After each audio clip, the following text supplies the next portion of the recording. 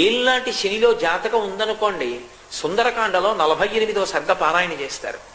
48వ సర్గ పారాయణ చేస్తే ఏళ్ళనాటి శని యొక్క ఉపద్రవం కూడా ఉపశమిస్తుంది. హనుమ పేరు చెప్పి హనుమకి పూజ చేస్తే వెంటనే శనీశ్వరుడు కూడా తన యొక్క విశేషమైనటువంటి శక్తిని తగ్గించేస్తాడు. తగ్గించి జాతకుడికి శాంతి కలిగేటట్టుగా చేస్తాడు.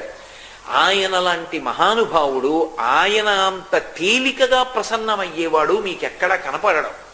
హనుమ విషయంలో మీకు ఎదురుగుండా ఒక మూర్తిని కూడా పెట్టి పూజ చెయ్యక్కర్లేదు.